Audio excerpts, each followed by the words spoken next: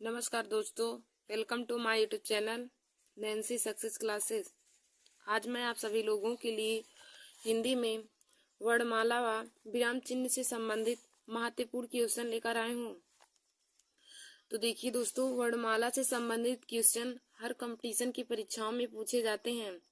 जैसे group D हुआ, RRB NTPC हुआ, एसएससी एग्जाम हुआ, यूपीपी, बिहार पुलिस और सभी कंपटीशन की परीक्षाओं में पूछे जाते हैं। तो दोस्तों, आप लोग हमारे इस वीडियो को जरूर देख लीजिए। आज का हमारा टॉपिक है वर्णमाला व विराम चिन्ह से संबंधित महत्वपूर्ण क्वेश्चन। तो देखिए दोस्तों, हमारा पहला क्वेश्चन दिया है कि निम्नलिखित में से कौन सा मूल दीर्घ स्वर नहीं है। निम्नलिखित में से कौन मूल दीर्घ स्वर नहीं है। आइए दोस्तों, हम इसे बताने से पहले आप सभी लोगों को मूल स्वर, दीर्घ स्वर, स्वर व्यंजन और सभी व्यंजनों के प्रकार के बारे में बता देते हैं पहले। तो देखिए दोस्तों, स्वर वे होते हैं जिनके उच्चारण में बिना किसी वर्ड की सहायता से बोले जाते हैं। जो वर्ड बिना किसी वर्ड की सहायता से बोले जाते हैं उन्हें हम स्वर कहते हैं। जो वर्ड बिना किसी वर्ड की सहायता से बोले जाते हैं उन्हें हम स्वर कहते हैं। और देखिए दोस्तों, हिंदी में स्वरों की कुल संख्या मुख्यतः स्वरों की संख्या 11 होती है। और व्यंजन क्या होते हैं? व्यंजन का परिभाषा हो जाएगा कि जो स्वर की सहायता से बोले जाते हैं। जो वर्ड स्वर की सहायता से बोले जाते हैं उन्हें हम व्यंजन कहते हैं। और हिंदी वर्णमाला में व्यंजनों की मुख्यतः संख्या 33 होती है। हिंदी वर्णमाला में व्यंजनों की संख्या 33 होती है। तो देखिए दोस्तों, जब भी आप लोगों से क्वेश्चन पूछेगा कि हिंदी वर्णमाला में स्वरों की संख्या और व्यंजनों की संख्या कितनी होती है, तो आप बताएंगे कि हिंदी वर्णमाला में स्वरों की संख्या 11 तथा व्यंजनों की संख्या 33 होती है। और यदि पूछे कि हिंदी वर्णमाला में कुल वर्णों की संख्या कितनी होती है, तो आप बताएंगे हिंदी वर्णमाला में कुल वर्णों की संख्या 52 होती है। हिंदी वर्णमाला में कुल वर्णों की संख्या 52 होती है। और देखिए दोस्तों, हम आगे आप लोगों को मूल स्वर यानी कि स्वरों के प्रकार में बताएंगे। तो देखिए दोस्तों, स्वर 3 प्रकार के होते हैं। नंबर 1 हमारा होता है हर्ष स्वर, नंबर 2 दीर्घ स्वर और नंबर 3 प्लुप्त स्वर होता है। तो देखिए दोस्तों, हर्ष स्वर को ही मूल स्वर कहते हैं। हर्ष स्वर को मूल स्वर कहते हैं और हर्ष स्वरों की संख्या 4 होती है। तो हम लिखेंगे इनकी संख्या 4 होती है। इनकी संख्या हर्ष स्वरों की संख्या 4 होती है। और हमारे हर्ष स्वर कौन कौन से होते हैं? तो देखिए दोस्तों, हिंदी वर्णमाला में हर्ष स्वर 4 प्रकार के होते हैं जिनकी संख्या 4 होती है। छोटा आ होता है, छोटी, छोटाऊ और री। छोटा, छोटी, छोटाऊ और री, यह हमारे हर्ष स्वर हैं। और देखिए दोस्तों, यदि पूछे कि हर्ष स्वर को और किस स्वर के नाम से जाना जाता है, तो देखिए दोस्तों, हर्ष स्वर को ही मूल स्वर के नाम से भी जाना जाता है। हर्ष स्वर को मूल स्वर ही कहते हैं। और हर्ष स्वरों की संख्या 4 होती है। हर्ष स्वरों की संख्या 4 होती है। और हमारे हर्ष स्वर कौन कौन से हैं? तो छोटा है, छोटी है, छोटाऊ है और री। फिर देखिए दोस्तों, हमारा दूसरा नंबर होता है दीर्घ स्वर यानी कि गुरु स्वर। दीर्घ स्वर को हम दूसरा नाम है गुरु स्वर। तो देखिए दोस्तों, दीर्घ स्वर क्या होता है? और यदि हर्ष स्वर का आप लोग को कभी डिफिनीशन पूछे तो आप बताएंगे कि जिन स्वरों के उच्चारण में एक मात्रा का समय लगता है, जिन स्वरों के उच्चारण में एक मात्रा का समय लगता है उसे हर्ष स्वर कहते हैं। देखिए दोस्तों, और हिंदी वर्णमाला में हर्ष स्वरों की संख्या 4 होती है। और हर्ष स्वर को मूल स्वर के नाम से भी जाना जाता है। तो हर्ष स्वरों की संख्या 4 हो जाएंगी। और हमारे हर्ष स्वर हैं छोटा, छोटी, छोटाऊ और री। फिर देखिए दोस्तों, हमारा दूसरा होता है दीर्घ स्वर यानी कि गुरु स्वर। दीर्घ स्वर को हम गुरु स्वर भी कहते हैं। तो देखिए दोस्तों, दीर्घ स्वर का डिफिनीशन हो जाएगा परिभाषा की जिन स्वरों के उच्चारण में हर्ष स्वर से 2 गुना समय लगता है, जिन स्वरों के उच्चारण में हर्ष स्वर से 2 गुना समय लगता है उसे दीर्घ स्वर कहते हैं। और दोस्तों, दीर्घ स्वरों की संख्या 7 होती है। तो हम इसमें लिखेंगे कि इनकी संख्या 7 होती है। दीर्घ स्वरों की संख्या 7 होती है। तो लिखेंगे इनकी संख्या 7 होती है। तो दीर्घ स्वर हमारे कौन कौन से हैं? तो देखिए दोस्तों, बड़ा है, बड़ी है, बड़ाऊ है, ए है, ऐ है, ओ है और औ है। दीर्घ स्वरों की संख्या 7 होती है। दीर्घ स्वर हमारे कौन कौन से हैं? बड़ा है, बड़ी है, बड़ाऊ है, ए है, है, ओ है और औ है। तो यह हमारे दीर्घ स्वर हो जाएंगे।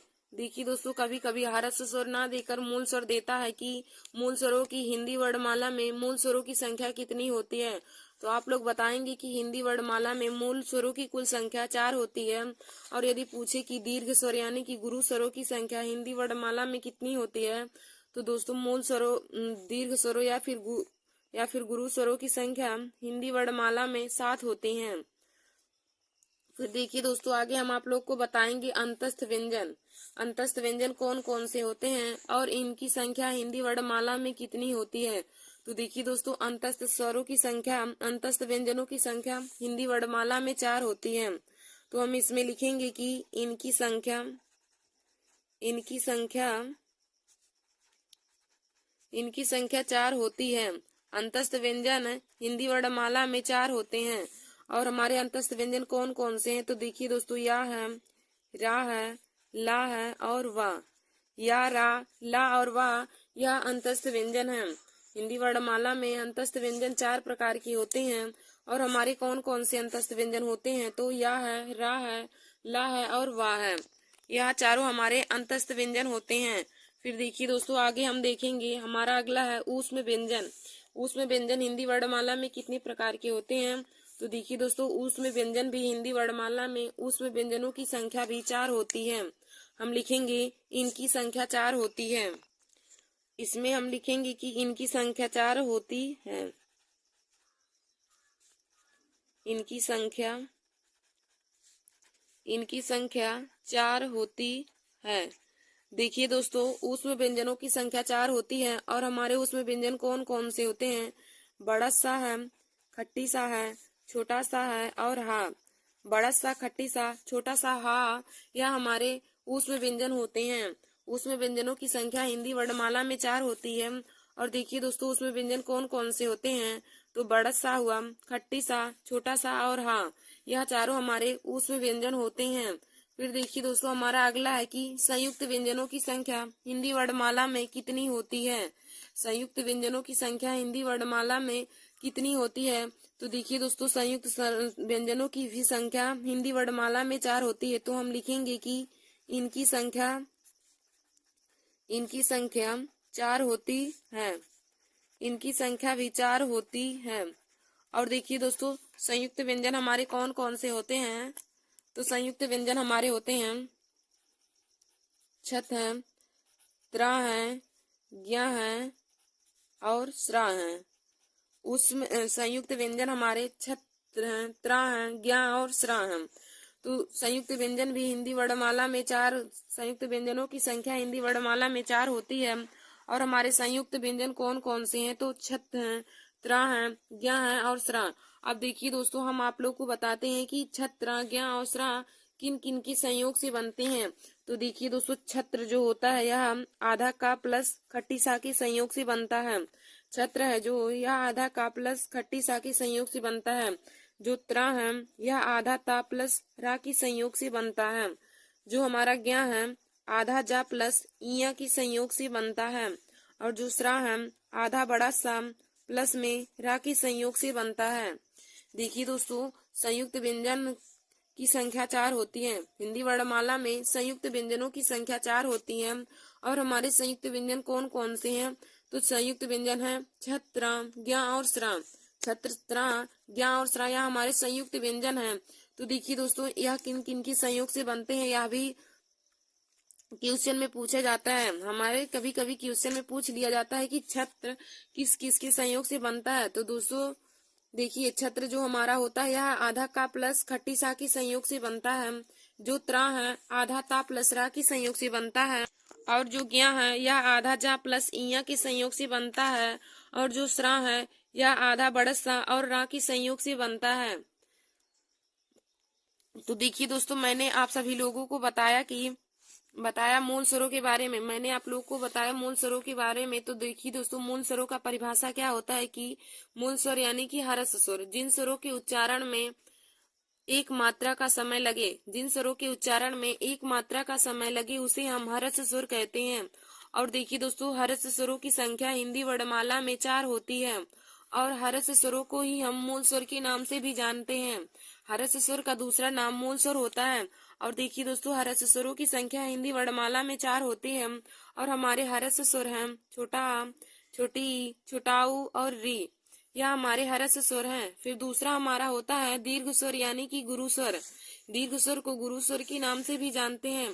तो देखिए दोस्तों, दीर्घ स्वर का डिफिनीशन यानी कि परिभाषा क्या हो जाएगा कि जिन स्वरों के उच्चारण में हर्ष स्वर से 2 गुना का समय लगता है, जिन स्वरों के उच्चारण में हर्ष स्वर से 2 गुना समय लगता है उसे दीर्घ स्वर यानी कि गुरु स्वर के नाम से जाना जाता है।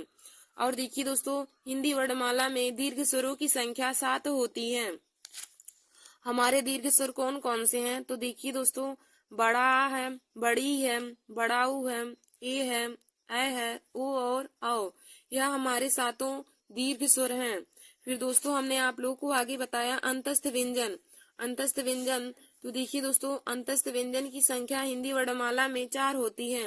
अंतस्थ व्यंजनों की संख्या 4 होती है और हमारे अंतस्थ व्यंजन कौन कौन से होते हैं? तो देखिए दोस्तों, अंतस्थ व्यंजन होते हैं या, रा, ला और वा। या, रा, ला और वा, यह हमारे चारों अंतस्थ व्यंजन होते हैं।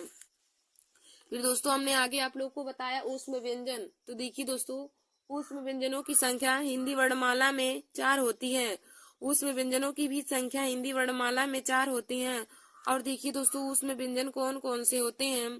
तो हमारे ऊष्म व्यंजन होते हैं बड़ा सा, खट्टी सा, छोटा सा और हा। बड़ा सा, खट्टी सा, छोटा सा और हा, यह हमारे चारों ऊष्म व्यंजन होते हैं। फिर देखिए दोस्तों, हमारा अगला है संयुक्त व्यंजन। संयुक्त व्यंजन जैसे हम इसका परिभाषा लिख सकते हैं, 2 वर्डों के मेल से बने शब्द को यानी अक्षर को ही हम संयुक्त व्यंजन कहते हैं। 2 वर्डों के मेल से बने वर्ड को हम संयुक्त व्यंजन कहते हैं। और देखिए दोस्तों, संयुक्त व्यंजनों की संख्या हिंदी वर्णमाला में 4 होती है। संयुक्त व्यंजनों की संख्या हिंदी वर्णमाला में 4 होती है। तो हमारे संयुक्त व्यंजन कौन कौन से होते हैं? देखिए दोस्तों, हमारे संयुक्त व्यंजन होते हैं छत्र, ज्ञ और श्रा। छत्र, ज्ञ और श्रा, यह चारों हमारे संयुक्त व्यंजन होते हैं। और देखिए दोस्तों, संयुक्त व्यंजन 2 वर्डों के संयोग से बनते हैं। तो वह कौन कौन से 2 वर्ड हैं जिनके संयोग से संयुक्त व्यंजन बनते हैं? तो हम आप लोग को बताएंगे। देखिए दोस्तों, जो हमारा छत्र होता है यह आधा का प्लस खट्टी सा के संयोग से बनता है। जो छत्र होता है यह आधा का प्लस खट्टी सा के संयोग से बनता है। जो त्रा है आधा ता प्लस रा के संयोग से बनता है। ज्ञ हमारा जो है वह आधा जा प्लस इया के संयोग से बनता है। और जो श्रा होता है यह आधा बड़ा सा और रा के संयोग से बनता है। फिर देखिए दोस्तों, आगे हम आप लोग को बताएंगे अस्पर्श व्यंजन। आगे आप लोग हेडिंग डाल लीजिए अस्पर्श व्यंजन। तो देखिए दोस्तों, अस्पर्श व्यंजन की संख्या हिंदी वर्णमाला में 25 होती है। अस्पर्श व्यंजनों की संख्या हिंदी वर्णमाला में 25 होती है। तो हम इसमें लिखेंगे कि इनकी संख्या 25 होती है। अस्पर्श व्यंजनों की संख्या 25 होती है। और दोस्तों, अस्पर्श व्यंजन हमारे कहाँ से कहाँ तक होते हैं? तो देखिए दोस्तों, अस्पर्श व्यंजन को याद करने का ट्रिक है कम, यानी कि का से लेकर माँ तक हमारे सभी आने वाले वर्ड अस्पर्श व्यंजन होते हैं। का से लेकर माँ तक आने वाले सभी वर्ड हमारे अस्पर्श व्यंजन होते हैं। तो का वर्ग से लेकर पा वर्ग तक के सभी वर्ड अस्पर्श व्यंजन की संख्या में आते हैं और अस्पर्श व्यंजनों की संख्या 25 होती है। अस्पर्श व्यंजनों की संख्या 25 होती है। फिर देखिए दोस्तों, आगे हम आप लोगों को अघोष, सघोष, अल्प प्राण और महाप्राण के बारे में बताएंगे। तो आप लोग हेडिंग डाल लीजिएगा अल्प प्राण। आप लोग हेडिंग डालिए अल्प प्राण। तो देखिए दोस्तों, अल्प प्राण ज्ञात करने का हम आप लोगों को ट्रिक बताते हैं कि अल्प प्राण ज्ञात करने का ट्रिक हमारा होता है 135। अल्प प्राण ज्ञात करने का ट्रिक होता है 135। 135 का मतलब क्या हो जाएगा दोस्तों? देखिए, अल्प प्राण 135 का मतलब हो जाएगा कि किसी भी वर्ग का पहला अक्षर, तीसरा अक्षर और पांचवा अक्षर। किसी भी वर्ग का पहला अक्षर, तीसरा अक्षर और पांचवा अक्षर यह हमारे सभी अल्प प्राण होते हैं। यानी कि देखिए दोस्तों, जैसे हमारा का वर्ग होता है, जैसे का वर्ग में हमारा कौन कौन सा वर्ड आता है? तो का वर्ग में हमारा आता है का है, खा है, गा है, घा है और अंगा, यही हमारा का वर्ग में आ जाएगा। तो इसमें से हमें जैसे अल्प प्राण को छांटना है, तो हमने आप लोग को बताया कि अल्प प्राण छांटने का ट्रिक क्या हो जाएगा, 135, यानी कि किसी भी वर्ण का पहला अक्षर, तीसरा अक्षर और पांचवा अक्षर, यह हमारे अल्प प्राण होते हैं। तो देखिए दोस्तों, का वर्ग में हमारे पहला अक्षर, तीसरा अक्षर और पांचवा अक्षर हमारे अल्प प्राण हो जाएंगे। तो इसमें से अल्प प्राण हमारे कौन कौन से हो जाएंगे, तो हम लिखेंगे इसमें से अल्प प्राण हमें जैसे छांटना है, तो अल्प प्राण हमारे हो जाएंगे का, गा और अंगा। का, गा और अंगा, यह तीनों हमारे अल्प प्राण हो जाएंगे। हमने अल्प प्राण पहचानने का ट्रिक आप लोग को बताया 135। 135 का मतलब हो जाएगा कि किसी भी वर्ण का पहला अक्षर, तीसरा अक्षर और पांचवा अक्षर, किसी भी वर्ग का पहला, तीसरा और पांचवा अक्षर अल्प प्राण होते हैं। फिर आगे देखिए दोस्तों, महाप्राण क्या होते हैं। महाप्राण ज्ञात करने का ट्रिक क्या होता है, तो देखिए दोस्तों, महाप्राण ज्ञात करने का हमारा ट्रिक होता है 24। महाप्राण ज्ञात करने का ट्रिक हमारा 24 होता है। और देखिए दोस्तों, 24 का मतलब हो जाएगा कि किसी भी वर्ण का दूसरा अक्षर और चौथा अक्षर, किसी भी वर्ण का दूसरा अक्षर और चौथा अक्षर महाप्राण होते हैं। तो देखिए दोस्तों, जैसे हमने यहीं पे का वर्ग लिया है, तो का वर्ग में हमारा का, खा, गा, घा और अंगा वर्ण आते हैं। इसी में हमारा दूसरा अक्षर और चौथा अक्षर महाप्राण होंगे। तो दूसरा अक्षर खा है और चौथा अक्षर घा है, तो हम लिखेंगे महाप्राण क्या हो जाएगा, खा और घा। खा और घा हमारे महाप्राण हो जाएंगे।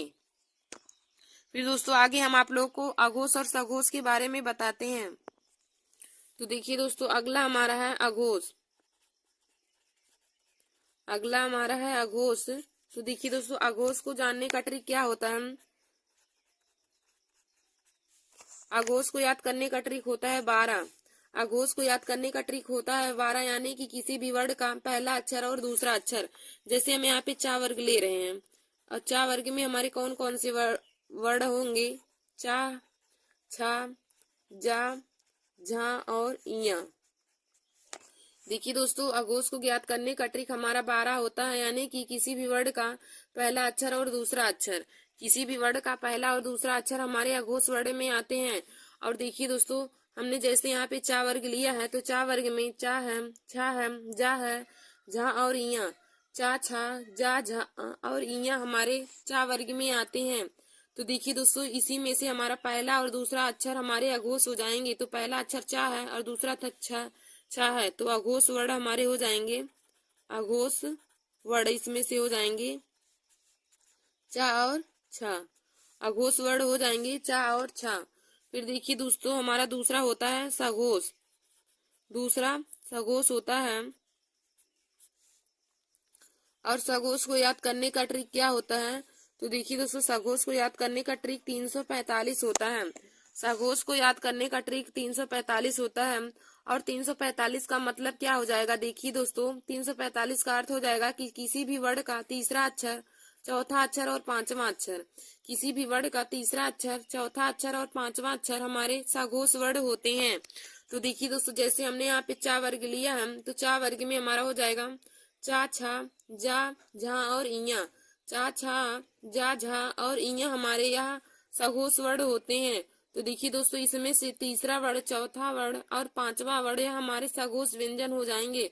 तो छा, जा, जा, झा, इया हमारे सघोष वर्ण हो जाएंगे, जा, झा, इया, यह हमारे सघोष वर्ण हो जाएंगे।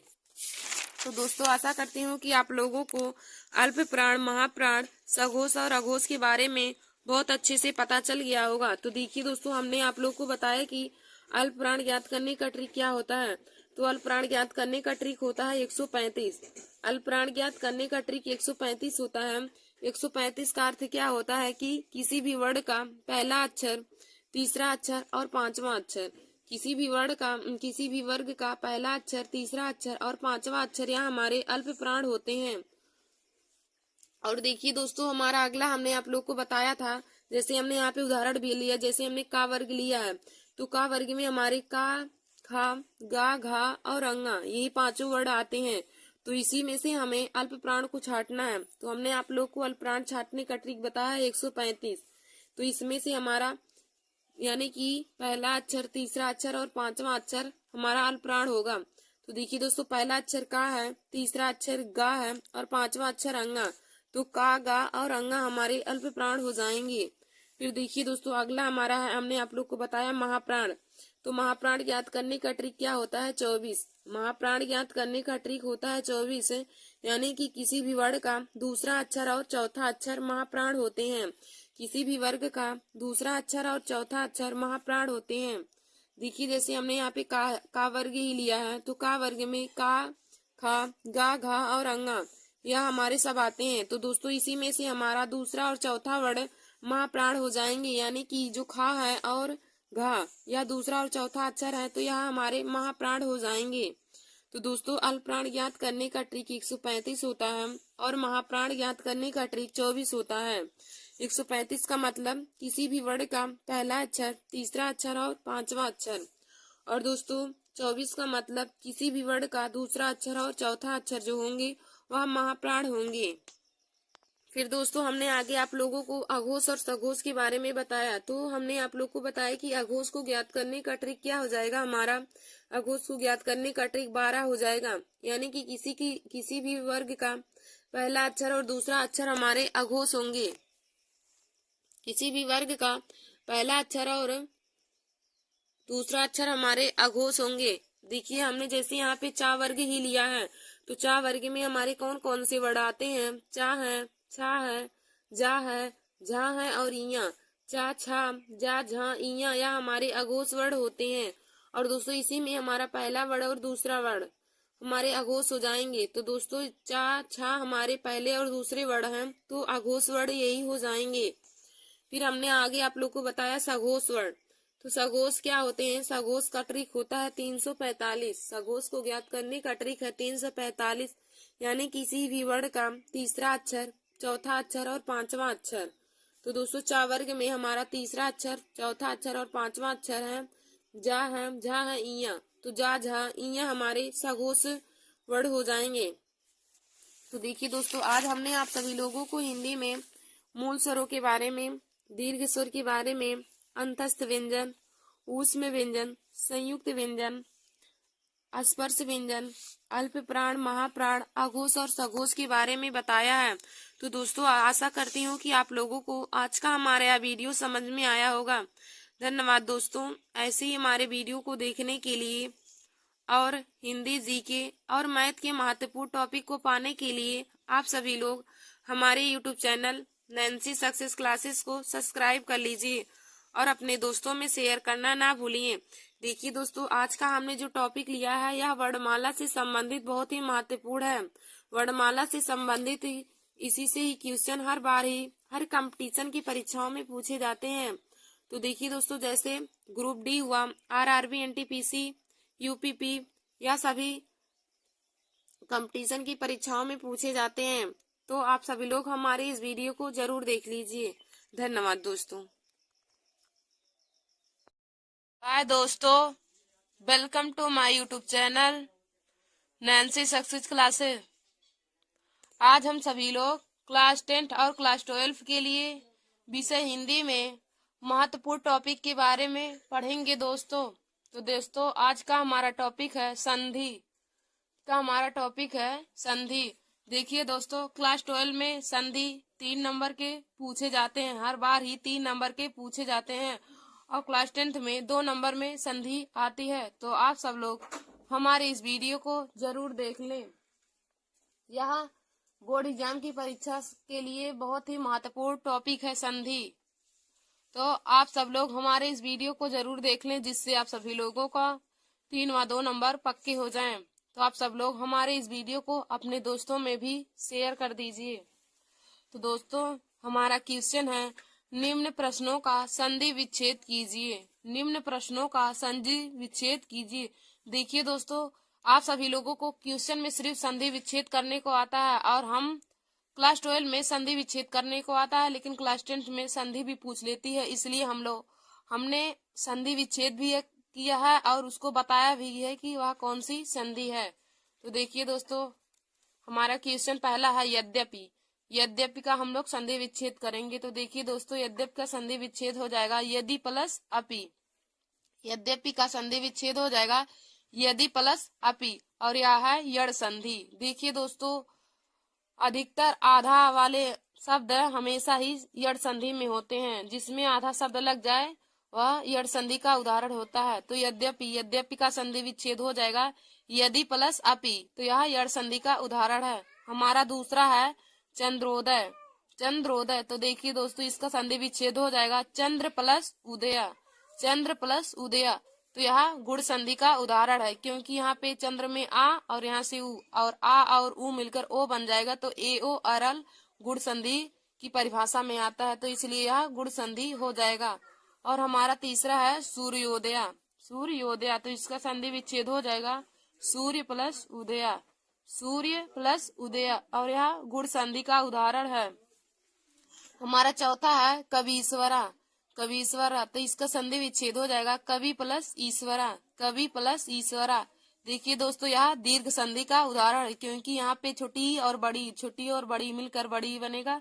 तो जहाँ पे बड़ा आकाश बड़े दीर्घा, दीर्घ संधि का उदाहरण है। ये वही शब्द बार बार वही शब्द आए तो वहां पर दीर्घ संधि हो जाता है, तो वहां पे बड़ा हो जाता है। तो यह कवीश्वरा दीर्घ संधि का उदाहरण है। तो इसका संधि विच्छेद हो जाएगा कवि प्लस ईश्वरा। कवि प्लस ईश्वरा, यह दीर्घ संधि का उदाहरण है। हमारा पांचवा है उपेंद्रा। उपेंद्रा, तो इसका संधि विच्छेद हो जाएगा उप प्लस इंद्रा। उप प्लस इंद्रा, यह गुण संधि का उदाहरण है। उपेंद्रा, उपेंद्रा का संधि विच्छेद हो जाएगा उप प्लस इंद्रा, यह गुण संधि का उदाहरण है। हमारा छठवां है सुरेंद्रा। सुरेंद्रा, तो इसका संधि विच्छेद हो जाएगा सुर प्लस इंद्रा।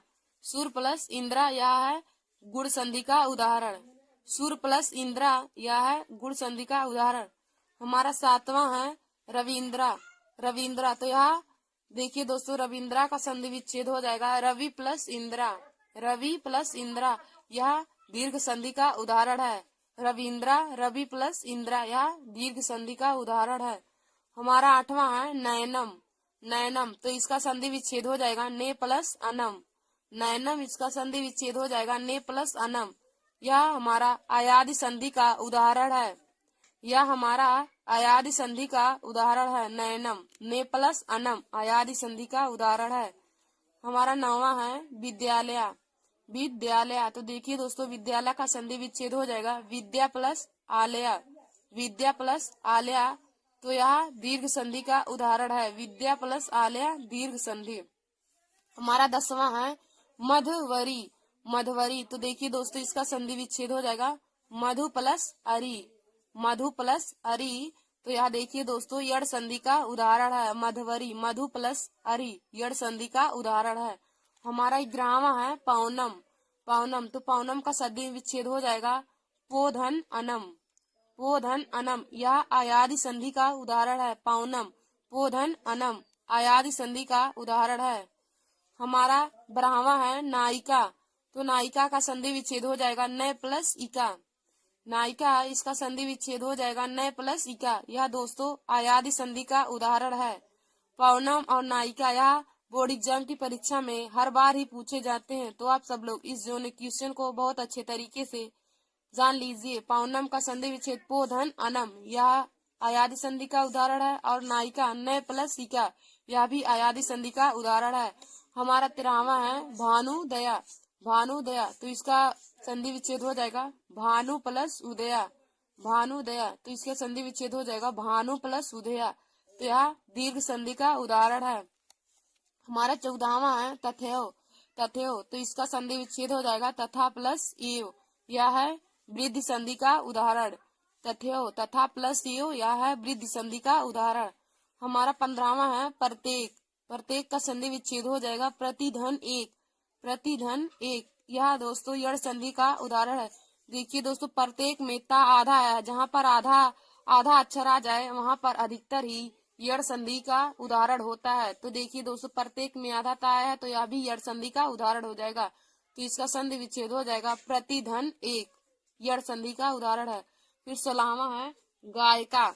गायिका, तो इसका संधि विच्छेद हो जाएगा गाय प्लस अका।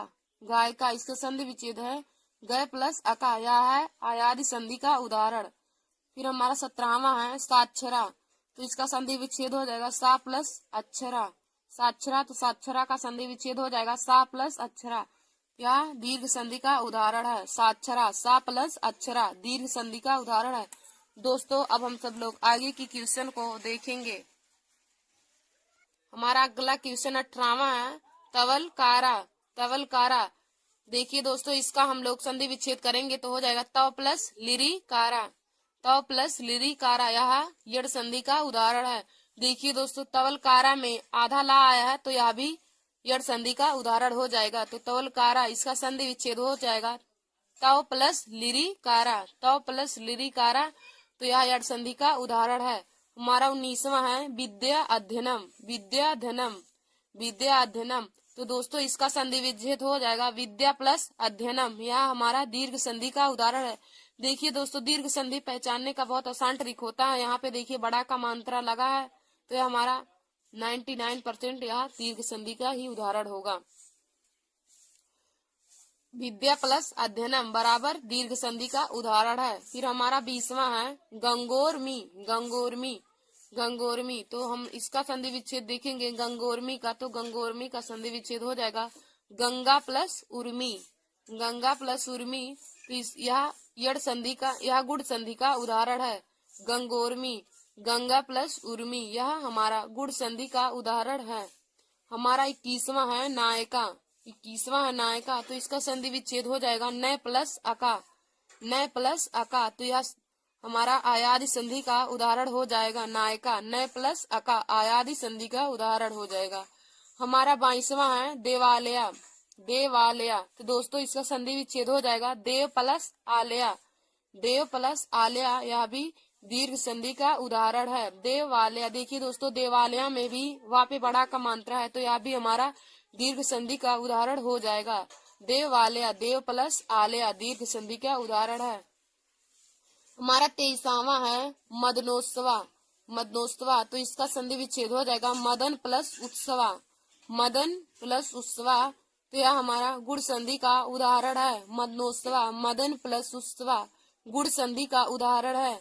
हमारा 24वां है पावका, तो इसका संधि विच्छेद हो जाएगा पव प्लस अका।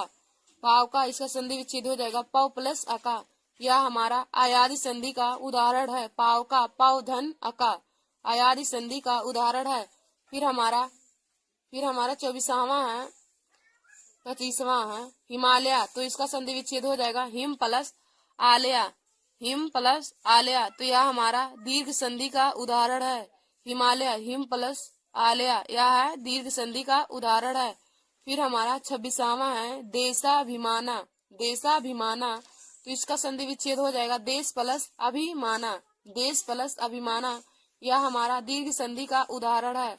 देशाभिमाना देश प्लस अभिमाना दीर्घ संधि का उदाहरण है।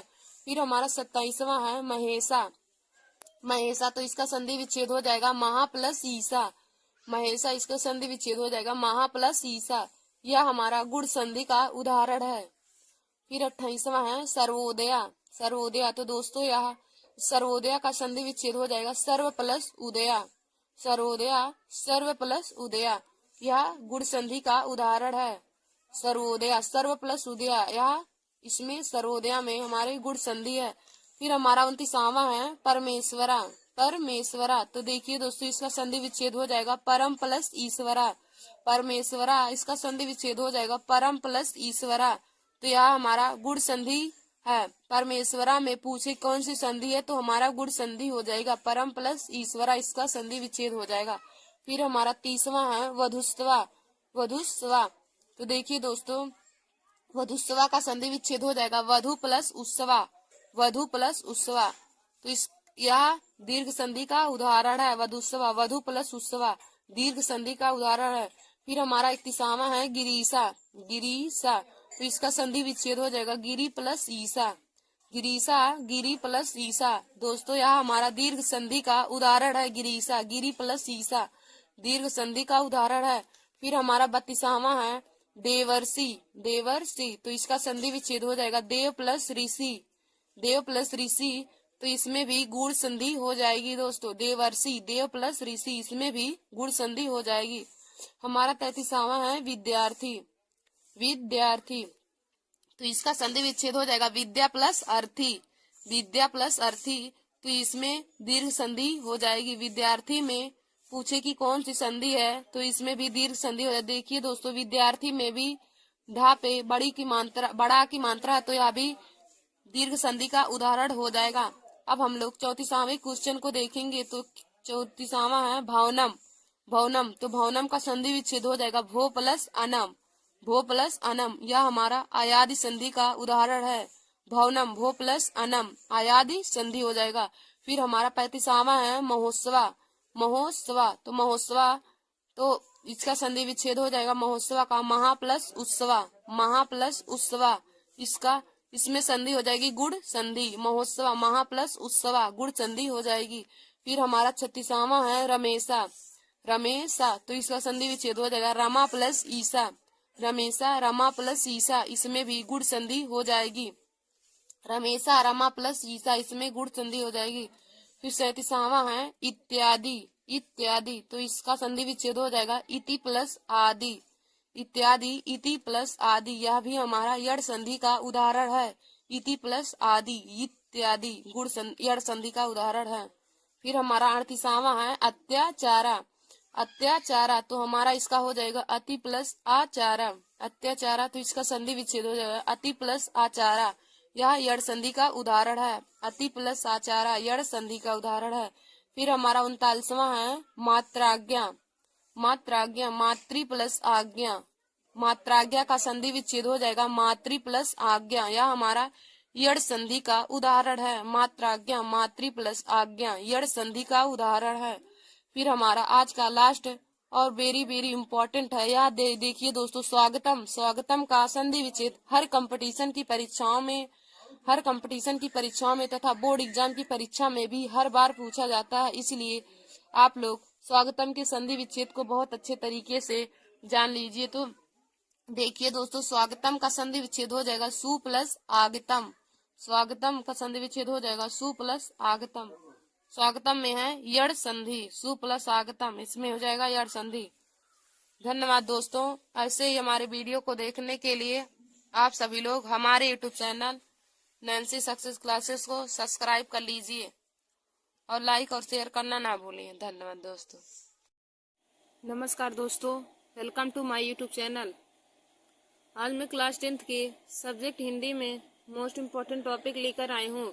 तो देखिए दोस्तों, आज का हमारा टॉपिक है कि गद्य खंड में उल्लेखित रचनाएं और उनके लेखक। देखिए दोस्तों, गद्य खंड से संबंधित रचनाएं और उनके लेखक के बारे में बोर्ड एग्जाम की परीक्षा में 20 नंबर के क्वेश्चन आते हैं। बहुविकल्पी जो क्वेश्चन होते हैं 20 नंबर के आते हैं और इनसे संबंधित 5-6 नंबर के क्वेश्चन आपको जरूर पूछे जाएंगे।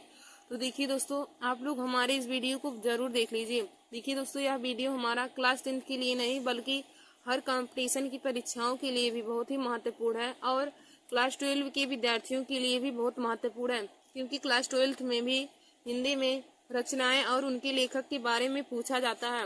और देखिए दोस्तों, हर कंपटीशन की परीक्षा जिनमें हिंदी पूछी जाती है उनमें भी रचनाएं हमारा 2 से 3 नंबर में पूछा जाता है। तो आप लोग भी हमारे इस वीडियो को जरूर देख लीजिए और अपने दोस्तों में भी शेयर कर लीजिए। तो चलिए दोस्तों, आज मैं आप लोगों को रचनाएं एवं उनके लेखक के बारे में बताती हूँ और तथा वह कौन सी विधा है उसके बारे में भी बताऊंगी। तो दोस्तों, आप लोग पहले 3 हेडिंग डाल लीजिएगा। पहला रचनाएं, 3 कॉलम बनाकर 3 हेडिंग डाल लेंगे। पहले कॉलम में रचनाएं रहेगा, दूसरे कॉलम में विधा और तीसरे कॉलम में लेखक।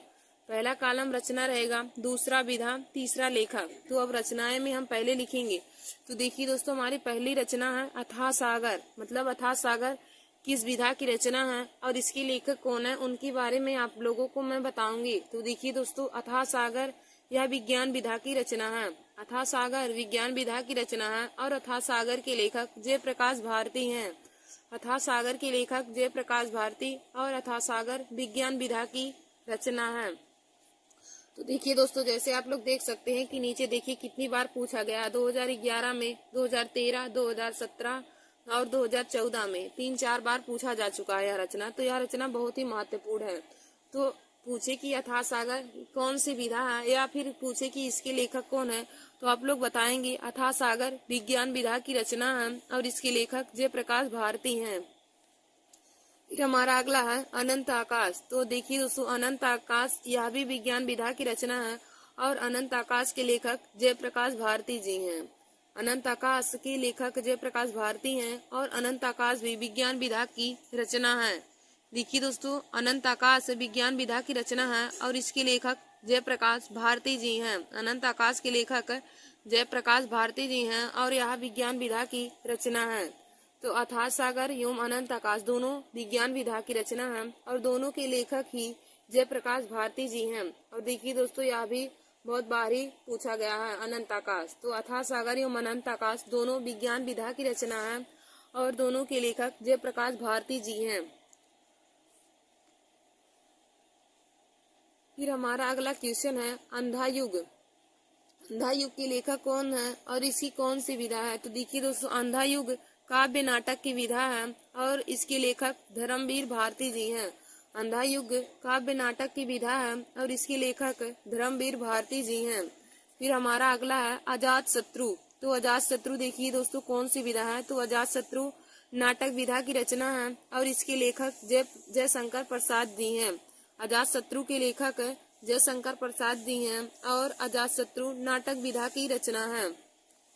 और देखिए दोस्तों, अजात शत्रु पे आप लोग इम्पोर्टेंट लगा लीजिए क्योंकि यह हर बार ही पूछा गया। देखिए सन 2008 में, 2012 में, 2015 में और 2016 में कई बार पूछा जा चुका है कि अजात शत्रु कौन सी विधा की रचना है या फिर इसके नाटक के इसके लेखक के बारे में पूछा जा सकता है। तो अजात शत्रु नाटक विधा की रचना है और इसके लेखक जयशंकर प्रसाद जी हैं। अजात शत्रु के लेखक जयशंकर प्रसाद जी हैं और यह नाटक विधा की रचना है। फिर हमारा देखिए दोस्तों अगला दिया है अतीत के चलचित्र के लेखक कौन है। अतीत के चलचित्र, तो देखिए दोस्तों अतीत के चलचित्र रेखा चित्र विधा की रचना है और इसके लेखक महादेवी वर्मा जी हैं। अतीत के चलचित्र की लेखिका या फिर हम कह सकते हैं कवित्री महादेवी वर्मा जी हैं और अतीत के चलचित्र रेखा चित्र विधा की रचना है। अतीत के चलचित्र रेखा चित्र विधा की रचना है और इसकी लेखिका महादेवी वर्मा जी हैं। तो देखिए दोस्तों, अतीत के चलचित्र रेखा चित्र विधा की रचना है और इसके लेखक महादेवी वर्मा जी हैं। इसकी कवित्री महादेवी वर्मा जी हैं। फिर हमारा अगला है अनाम दास का पोथा। अनाम दास का पोथा, तो देखिए दोस्तों अनाम दास का पोथा उपन्यास विधा की रचना है और इसके लेखक हजारी प्रसाद द्विवेदी जी हैं।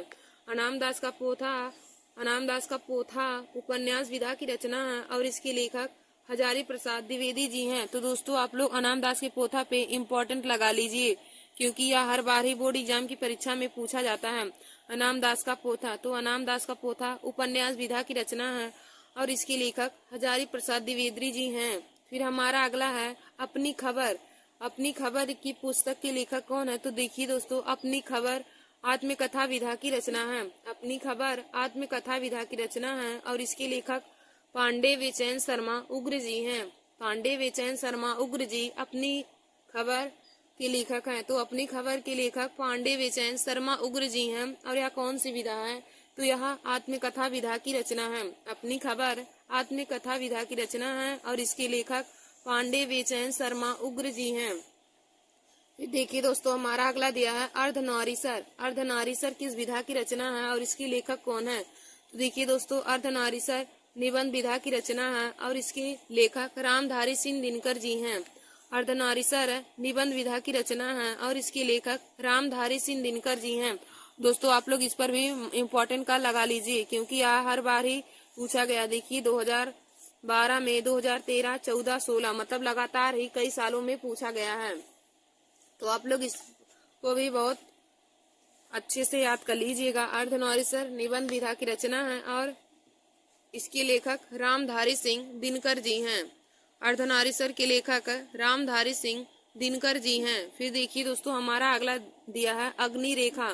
तो अग्नि रेखा की देखिए दोस्तों, अग्नि रेखा की रचनाकार महादेवी वर्मा जी हैं या फिर इसकी लेखक कौन है। तो महादेवी वर्मा जी हैं। अग्नि रेखा के लेखक महादेवी वर्मा जी हैं। फिर हमारा अगला है अशोक के फूल। तो अशोक के फूल किस विधा की रचना है। तो देखिए दोस्तों, अशोक के फूल अशोक के फूल ललित निबंध विधा की रचना है। अशोक के फूल ललित निबंध विधा की रचना है और इसके लेखक हजारी प्रसाद द्विवेदी जी हैं। अशोक के फूल ललित निबंध विधा की रचना है और इसके लेखक हजारी प्रसाद द्विवेदी जी हैं। फिर हमारा अगला दिया है अष्टयाम। तो देखिए दोस्तों, अष्टयाम ब्रज भाषा गद्य का विधा है, ब्रज भाषा गद्य की विधा है और अष्टयाम की रचनाकार नाभादास जी हैं, यानी कि अष्टयाम के लेखक नाभादास जी हैं। फिर हमारा अगला है आधी। तो देखिए दोस्तों, आधी कहानी विधा की रचना है और आधी के लेखक जयशंकर प्रसाद जी हैं। आधी कहानी विधा की रचना है और आधी की लेखक जयशंकर प्रसाद जी हैं। आधी कहानी विधा की रचना है और इसके लेखक जयशंकर प्रसाद जी हैं। फिर हमारा अगला दिया है आकाशी दीप। तो आकाशी दीप के लेखक कौन है? तो देखिए दोस्तों, आकाशी दीप कहानी विधा की रचना है और इसके लेखक जयशंकर प्रसाद जी हैं। आकाशी दीप कहानी विधा की रचना है और इसके लेखक जयशंकर प्रसाद जी हैं। और देखिए दोस्तों, आकाशी दीप रचना बहुत बार पूछा गया है, 2008 में, 2009, 2011 और 2014 में। तो आप लोग आकाशी दीप को भी इम्पोर्टेंट लगा लीजिएगा। फिर देखिए दोस्तों, हमारा आगे दिया है आचरण की सभ्यता। आचरण की सभ्यता के लेखक कौन है? तो देखिए दोस्तों, पहले आचरण की सभ्यता निबंध विधा की रचना है और आचरण की सभ्यता के लेखक सरदार पूर्ण सिंह हैं। आचरण की सभ्यता के लेखक सरदार पूर्ण सिंह हैं और यह निबंध विधा की रचना है। आचरण की सभ्यता निबंध विधा की रचना है और इसके लेखक सरदार पूर्ण सिंह हैं। फिर देखिए दोस्तों, हमारा अगला दिया है आचार्य द्विवेदी जी। आचार्य द्विवेदी जी रचना की लेखक हरिभाऊ उपाध्याय जी हैं। आचार्य द्विवेदी जी के लेखक हरिभाऊ उपाध्याय जी हैं और यह संस्मरण विधा की रचना है। फिर देखिए दोस्तों, हमारा अगला है आत्मनेय पद। आत्मनेय पद किस लेखक की रचना है? तो आत्मनेय पद के लेखक आगे जी हैं और यह निबंध विधा की रचना है। आत्मनेय पद निबंध विधा की रचना है और इसके लेखक आगे हैं। फिर हमारा अगला है आलोचक रामचंद्र शुक्ल। आलोचक रामचंद्र शुक्ल। तो देखिए दोस्तों, आलोचक रामचंद्र शुक्ल के लेखक गुलाब राय हैं और यह समीक्षा विधा की रचना है। आलोचक रामचंद्र शुक्ल गुलाब राय इसके लेखक हैं। आलोचक रामचंद्र शुक्ल रचना के लेखक गुलाब राय हैं और यह समीक्षा विधा की रचना है। फिर देखिए दोस्तों, हमारा अगला है आवारा मसीहा। आवारा मसीहा के लेखक कौन है? तो आवारा मसीहा देखिए दोस्तों, यह जीवनी विधा की रचना है। आवारा मसीहा जीवनी विधा की रचना है और इसके लेखक विष्णु प्रभाकर जी हैं। और देखिए दोस्तों, यह बहुत ही महत्वपूर्ण है, इसमें वेरी वेरी इंपॉर्टेंट लगा लीजिए क्योंकि यह हर बार ही बोर्ड एग्जाम की परीक्षा में पूछ लिया जाता है। 1-2 साल में तो रिपीट जरूर हो जाता है कि आवारा मसीहा किस विधा की रचना है या फिर इसके लेखक कौन है। तो दोस्तों, आप लोग इसके विधा और लेखक को जरूर जान लीजिए और इसको जरूर तैयार कर लीजिए। आवारा मसीहा जीवनी विधा की रचना है और इसके लेखक विष्णु प्रभाकर जी हैं। आवारा मसीहा जीवनी विधा की रचना है और इसके लेखक विष्णु प्रभाकर हैं। फिर देखिए दोस्तों, हमारा अगला है आषाढ़ का एक दिन। आषाढ़ का एक दिन। तो देखिए दोस्तों, आषाढ़ का एक दिन नाटक विधा की रचना है और इसके लेखक मोहन राकेश हैं। आषाढ़ का एक दिन इसके लेखक मोहन राकेश हैं और यह नाटक विधा की रचना है। फिर हमारा अगला दिया है इंदुमती। फिर हमारा अगला दिया है इंदुमती। तो देखिए दोस्तों, इंदुमती के लेखक कौन है? तो इंदुमती के लेखक यह कहानी विधा की रचना है और इंदुमती के लेखक किशोरी लाल गोस्वामी जी हैं। इंदुमती के लेखक किशोरी लाल गोस्वामी जी हैं और यह कहानी विधा की रचना है। फिर देखिए दोस्तों, हमारा अगला है इंद्रजाल। तो इंद्रजाल कहानी विधा की रचना है और इंद्रजाल के लेखक जयशंकर प्रसाद जी हैं। इंद्रजाल के लेखक जयशंकर प्रसाद जी हैं और यह कहानी विधा की रचना है। इंद्रजाल कहानी विधा की रचना है और इसके लेखक जयशंकर प्रसाद जी हैं। फिर हमारा अगला है इतिहास के पन्नों पर। इतिहास के पन्नों पर। तो देखिए दोस्तों, इतिहास के पन्नों पर यह आलोचना विधा की रचना है। इतिहास के पन्नों पर यह आलोचना विधा की रचना है और इसके लेखक भगवत शरण उपाध्याय जी हैं। इतिहास के पन्नों पर यह आलोचना विधा की रचना है और इसके लेखक भगवत शरण उपाध्याय जी हैं। फिर हमारा देखिए दोस्तों, अगला दिया है उजली आग। तो उजली आग निबंध विधा की रचना है और उजली आग के लेखक रामधारी सिंह दिनकर जी हैं। उजली आग के लेखक रामधारी सिंह दिनकर जी हैं और यह निबंध विधा की रचना है। और देखिए दोस्तों, उजली आग भी बहुत ही बार पूछा गया है, 2009 में, 2013, 2015, 2017 और 2018 में। तो आप लोग इसको भी अपनी कॉपी में नोट करके इसको भी तैयार कर लीजिएगा। उजली आग किस विधा की रचना है? तो दोस्तों, उजली आग निबंध विधा की रचना है और यहाँ इसके लेखक रामधारी सिंह दिनकर जी हैं। फिर दोस्तों, हमारा अगला क्वेश्चन है, उसने कहा था किस विधा की रचना है और इसके लेखक कौन है? तो दोस्तों, उसने कहा था यह कहानी विधा की रचना है और इसके लेखक चंद्रधर शर्मा गुलेरी जी हैं। उसने कहा था यह कहानी विधा की रचना है और इसके लेखक चंद्रधर शर्मा गुलेरी जी हैं। फिर हमारा अगला क्वेश्चन है, उस पार के पड़ोसी। तो उस पार के पड़ोसी देखिए दोस्तों, यह यात्रा वृत्तांत विधा की रचना है। उस पार के पड़ोसी यात्रा वृत्तांत की विधा की रचना है और इसके लेखक काका कालेकर हैं। फिर हमारा अगला क्वेश्चन है कि उनका बचपन यूं बीता के लेखक कौन है? तो उनका बचपन यूं बीता के लेखक जयप्रकाश भारती जी हैं और यह संस्मरण विधा की रचना है। देखिए दोस्तों, उनका बचपन यूं बीता यह संस्मरण विधा की रचना है और उसके लेखक जयप्रकाश भारती जी हैं। उनका बचपन यूं बीता संस्मरण विधा की रचना है और इसके लेखक जयप्रकाश भारती जी हैं। फिर देखिए दोस्तों, हमारा अगला दिया है एक घूंट। तो एक घूंट यह नाटक विधा की रचना है और एक घूंट के लेखक जयशंकर प्रसाद जी हैं। एक घूंट नाटक विधा की रचना है और इसके लेखक जयशंकर प्रसाद जी हैं। और देखिए दोस्तों, एक घूंट भी बार बार ही बोर्ड एग्जाम की परीक्षा में पूछा गया है, तो आप लोग इसे भी जरूर तैयार कर लीजिए कि एक घूंट नाटक विधा की रचना है और इसके लेखक जयशंकर प्रसाद जी हैं। एक घूंट जो है यह नाटक विधा की रचना है और इसके लेखक जयशंकर प्रसाद जी हैं। फिर देखिए दोस्तों, हमारा अगला क्वेश्चन है कंकाल। तो कंकाल उपन्यास विधा की रचना है। कंकाल उपन्यास विधा की रचना है और कंकाल के लेखक जयशंकर प्रसाद जी हैं। कंकाल उपन्यास विधा की रचना है और इसके लेखक जयशंकर प्रसाद जी हैं। फिर हमारा अगला दिया है करबला। तो देखिए दोस्तों, करबला नाटक विधा की रचना है और इसके लेखक मुंशी प्रेमचंद जी हैं। करबला के लेखक मुंशी प्रेमचंद जी हैं और यह नाटक विधा की रचना है। फिर हमारा अगला है कर्मभूमि। तो देखिए दोस्तों, कर्मभूमि उपन्यास विधा की रचना है और इसके लेखक मुंशी प्रेमचंद जी हैं। कर्मभूमि के लेखक मुंशी प्रेमचंद जी हैं और कर्मभूमि उपन्यास विधा की रचना है।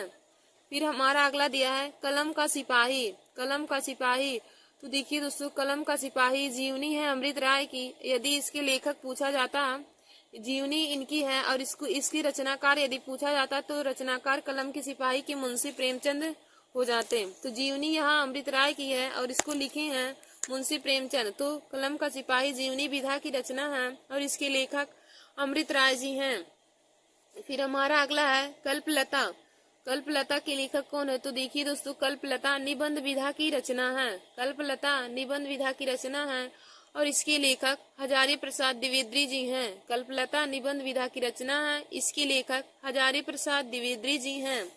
फिर हमारा अगला दिया है कविता के नए प्रतिमान। कविता के नए प्रतिमान।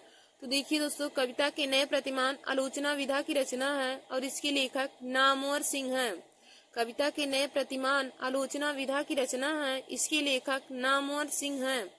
फिर हमारा अगला है कहानी अनकहानी। कहानी अनकहानी की किस विधा की रचना है और इसके लेखक कौन है?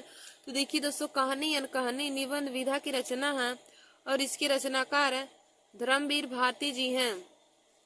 कहानी अनकहानी निबंध विधा की रचना है और इसके लेखक धर्मवीर भारती जी हैं। फिर हमारा अगला है कामायनी। तो देखिए दोस्तों, कामायनी एक महाकाव्य है। कामायनी एक महाकाव्य है जिसके रचनाकार या जिसके लेखक जयशंकर प्रसाद जी हैं। कामायनी के लेखक जयशंकर प्रसाद जी हैं और कामायनी एक महाकाव्य विधा की रचना है। फिर हमारा अगला क्वेश्चन है कि कुछ बिखरे पन्ने।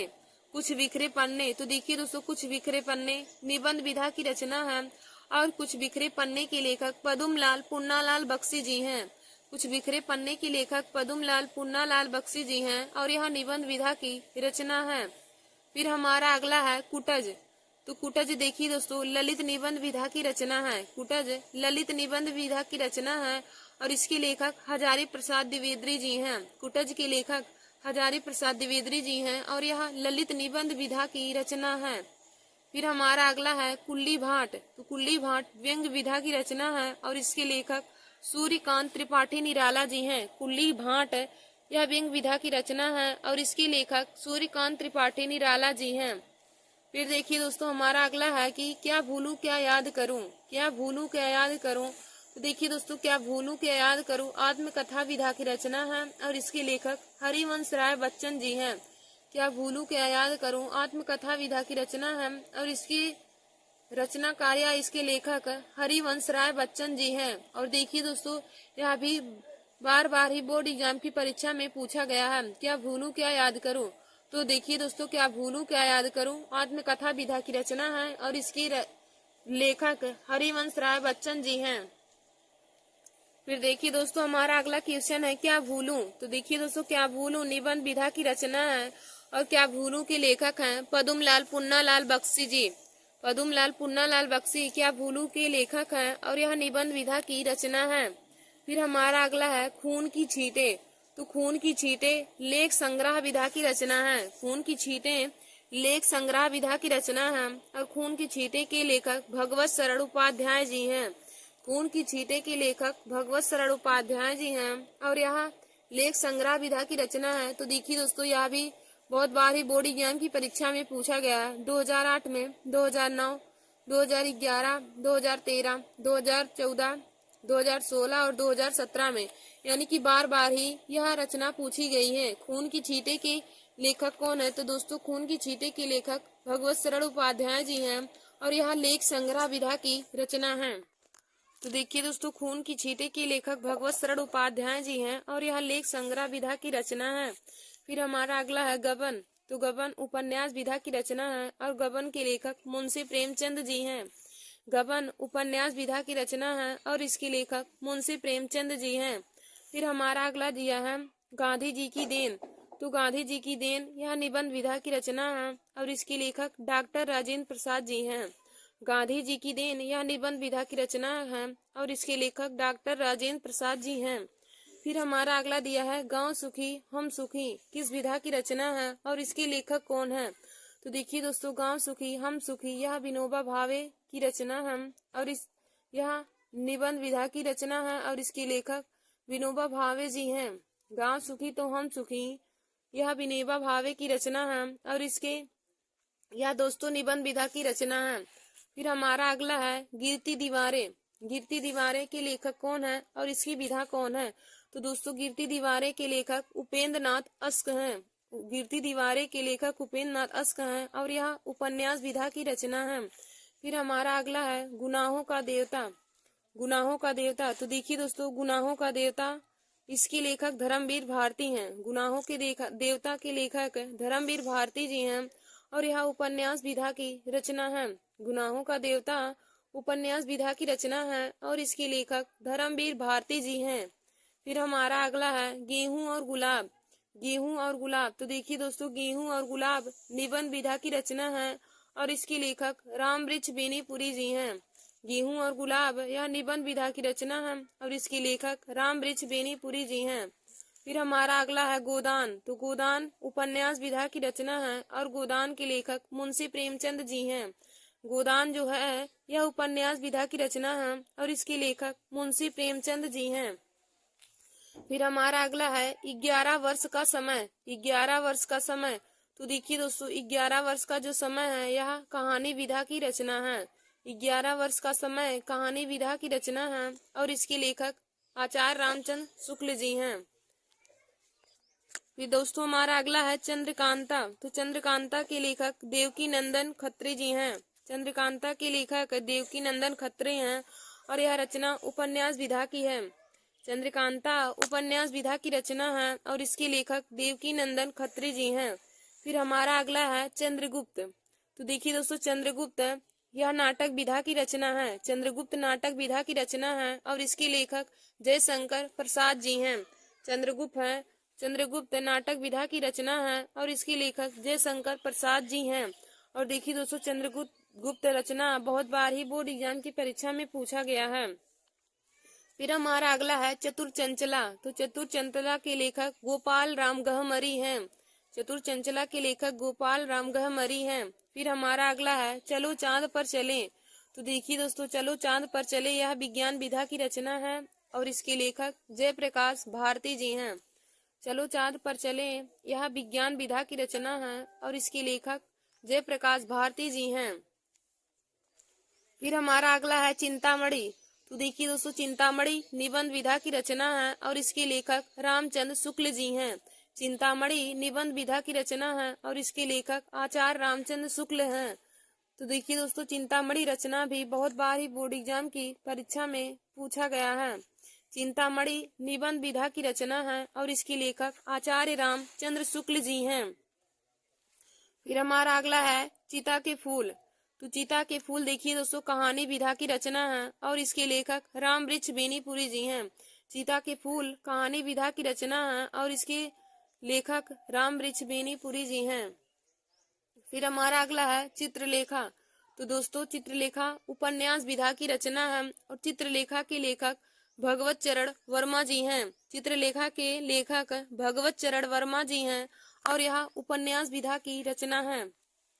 फिर हमारा अगला है जंजीरें और दीवारें। जंजीरें और दीवारें। तो देखिए दोस्तों, जंजीरें और दीवारें संस्मरण विधा की रचना है और इसके लेखक आचार्य रामवृक्ष बेनीपुरी जी हैं। जंजीर और दीवारें संस्मरण विधा की रचना है और इसके लेखक रामवृक्ष बेनीपुरी जी हैं। फिर हमारा अगला है जन्मेजय का नागयज्ञ। जन्मेजय का नागयज्ञ की लेखक कौन है? तो जन्मेजय का नागयज्ञ यह नाटक विधा की रचना है और इसके लेखक जयशंकर प्रसाद जी हैं। जन्मेजय का नागयज्ञ यह नाटक विधा की रचना है, इसके लेखक जयशंकर प्रसाद जी हैं। फिर हमारा अगला देखिए दोस्तों, दिया है जहाज का पंछी। जहाज का पंछी किस विधा की रचना है और इसके लेखक कौन है? तो जहाज का पंछी उपन्यास विधा की रचना है और इसके लेखक इलाचंद्र जोशी जी हैं। जहाज का पंछी उपन्यास विधा की रचना है और इसके लेखक इलाचंद्र जोशी हैं। फिर हमारा अगला है झलमला। तो देखिए दोस्तों, झलमला कहानी विधा की रचना है और इसके लेखक पदुमलाल पुन्नालाल बख्शी जी हैं। झलमला कहानी विधा की रचना है और इसके लेखक पदुमलाल पुन्नालाल बख्शी जी हैं। फिर हमारा अगला है झांसी की रानी। तो देखिए दोस्तों, झांसी की रानी उपन्यास विधा की रचना है और इसके लेखक वृंदावन लाल वर्मा जी हैं। झांसी की रानी उपन्यास विधा की रचना है और इसके लेखक वृंदावन लाल वर्मा जी हैं। फिर हमारा अगला दिया है ठलुआ कल्ब। तो देखिए दोस्तों, ठलुआ कल्ब निबंध विधा की रचना है और इसके लेखक गुलाब राय जी हैं। ठलुआ कल्ब निबंध विधा की रचना है और इसके लेखक गुलाब राय जी हैं। फिर हमारा अगला है ठूठा आम। तो ठूठा आम निबंध विधा की रचना है और ठूठा आम के लेखक भगवत शरण उपाध्याय जी हैं। ठूठा आम निबंध विधा की रचना है और इसके लेखक भगवत शरण उपाध्याय जी हैं। फिर देखिए दोस्तों, हमारा अगला दिया है ठेले पर हिमालय। तो ठेले पर हिमालय यह निबंध विधा की रचना है और इसके लेखक धर्मवीर भारती जी हैं। ठेले पर हिमालय यह निबंध विधा की रचना है, इसके लेखक धर्मवीर भारती जी हैं। फिर हमारा अगला दिया है तितली। तो तितली उपन्यास विधा की रचना है और तितली के लेखक जयशंकर प्रसाद जी हैं। फिर हमारा आगे है कि तीर्थ सलिल। तो तीर्थ सलिल जीवनी विधा की रचना है और इसके लेखक सत्येंद्र नाथ दत्त जी हैं। तीर्थ सलिल जीवनी विधा की रचना है और इसके लेखक सत्येंद्र नाथ दत्त जी हैं। और देखिए दोस्तों, तीर्थ सलिल रचना भी बहुत बार ही बोर्ड एग्जाम की परीक्षा में पूछा गया है। फिर हमारा अगला है त्यागपत्र। तो देखिए दोस्तों, त्यागपत्र के लेखक कौन है और यह किस विधा की रचना है? तो त्यागपत्र उपन्यास विधा की रचना है और इसके लेखक जैनेन्द्र कुमार हैं। त्यागपत्र उपन्यास विधा की रचना है और इसके लेखक जैनेन्द्र कुमार हैं।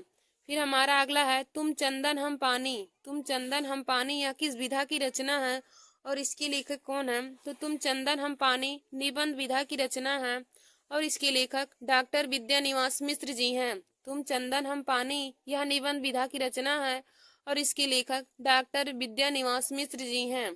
फिर हमारा अगला है त्रिवेणी। तो देखिए दोस्तों, त्रिवेणी आलोचना विधा की रचना है और इसके लेखक आचार्य रामचंद्र शुक्ल जी हैं। त्रिवेणी आलोचना विधा की रचना है और इसके लेखक रामचंद्र शुक्ल जी हैं। फिर हमारा अगला है दुनिया रंग बिरंगी। तो दुनिया रंग बिरंगी के लेखक जयप्रकाश भारती जी हैं। दुनिया रंग बिरंगी के लेखक जयप्रकाश भारती जी हैं। फिर हमारा अगला दिया है कि ध्रुव स्वामिनी। तो देखिए दोस्तों, ध्रुव स्वामिनी नाटक विधा की रचना है और इसके लेखक जयशंकर प्रसाद जी हैं। और यह भी बोर्ड एग्जाम की परीक्षा में बहुत बार पूछा जा चुका है। ध्रुव स्वामिनी, तो देखिए दोस्तों, ध्रुव स्वामिनी नाटक विधा की रचना है और इसके लेखक जयशंकर प्रसाद जी हैं।